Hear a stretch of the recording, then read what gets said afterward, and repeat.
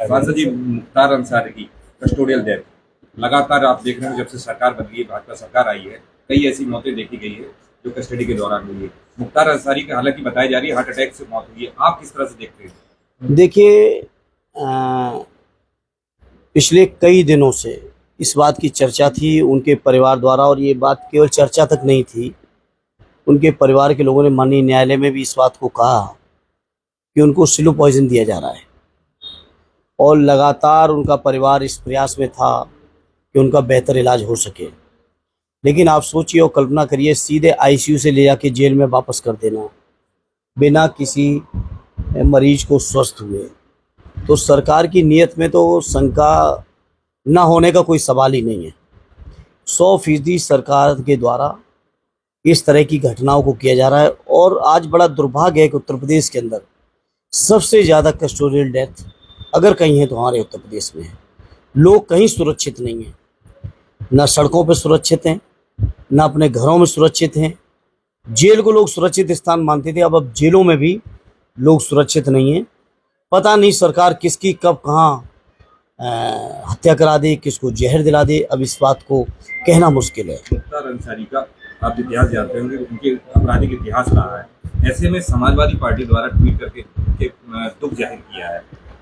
देखिए, जहाँ तक किसी भी व्यक्ति का आपराधिक अगर कोई इतिहास है, कोई केस है, मुकदमे हैं, उस सभी चीज़ों के लिए हमारे संविधान में व्यवस्था है माननीय न्यायालय की, और माननीय न्यायालय का फैसला देश के सरकार के लिए, देश के हर नागरिक के लिए स्वीकार है और स्वीकार हुआ है। लेकिन किसी भी सरकार को यह हक और अधिकार नहीं है कि किसी व्यक्ति की जान ले सके। वे अगर दोषी हैं तो कानून में प्रावधान है उन दोषों के। दुनिया में जितने तरीके के अपराध हैं, हर अपराध का सजा कानून में उसके प्रावधान है, न्यायिक प्रक्रिया है। उस प्रक्रिया से गुजरना चाहिए था कि सरकार ही लगी अकेले किसी की भी हत्या करा देगी, किसी को भी जहर दे देगी, किसी को भी कहीं भी मरवा देगी। क्या ये काम सरकार का है? सरकार का काम है हर व्यक्ति की सुरक्षा करना और न्यायालय के फैसले का पालन करना। परिवार कह रहा है कि इसमें अंसारी जी की मौत पे षड्यंत्र रचा गया, उनको स्लो पॉइजन दिया जा रहा है। समाजवादी पार्टी क्या ऐसी संभावना जताती है, क्या ऐसा भी हो रहा है कस्टोडियल में? देखिए, कुछ भी हो सकता है। सरकार क्या करेगी इस बात का, अब आप किसी भी बात को ये ना मानिए कि सरकार ये नहीं कर सकती है। क्या कस्टोडियल रहते हुए, कस्टडी में रहते हुए हत्याएं नहीं हुई इसी प्रदेश के अंदर? क्या जेल के अंदर हत्याएं नहीं हुई इसी प्रदेश के अंदर? और ये जो कोई नई घटना नहीं है, उनको जो बीमार थे या नहीं थे या क्या था, ये तो जांच का विषय है। लेकिन पिछले कई दिनों से क्या ये बात बाहर नहीं आ रही थी? उनकी एक चिट्ठी भी पुरानी वायरल हो रही है, उन्होंने आशंका जताई थी कि उनकी मौत हो सकती है और इसमें कुछ लोग बिल्कुल बिल्कुल। और अगर कोई बात ना होती, कोई जानकारी पुख्ता ना होती, तो इस तरह की चीज़ें मैं नहीं समझता कोई जेल में रह के इन बातों को स्टंट करेगा अपने जीवन को लेकर।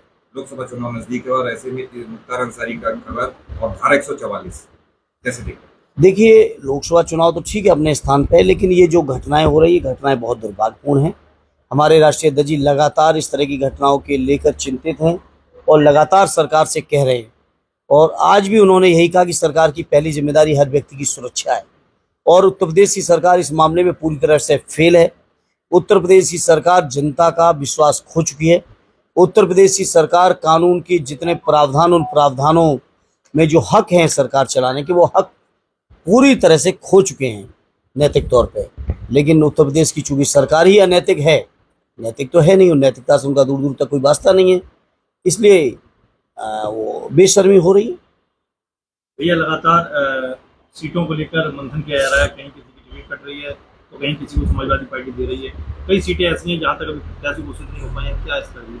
देखिए, काफ़ी सीटों पे हो चुके हैं, कुछ सीटें बाकी ज़रूर हैं। उनके छठे 7वें चरण की सीटें हैं।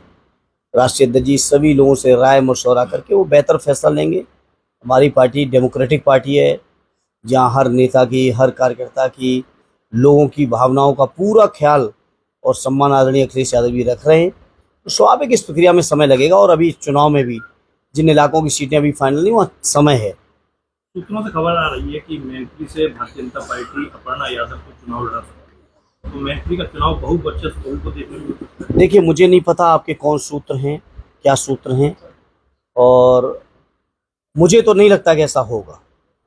लेकिन मैंने कल भी कहा था मैनपुरी की मीडिया के बीच जो कोई भी भारतीय जनता पार्टी के उम्मीदवार के तौर पे आए मैनपुरी लोकसभा के अंदर लड़ने, वो ये मान के आए कि उसको कम से कम 3 लाख वोटों से हारना है।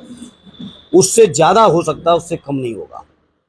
कम से कम वर्ड शब्द इस्तेमाल कर रहा हूँ।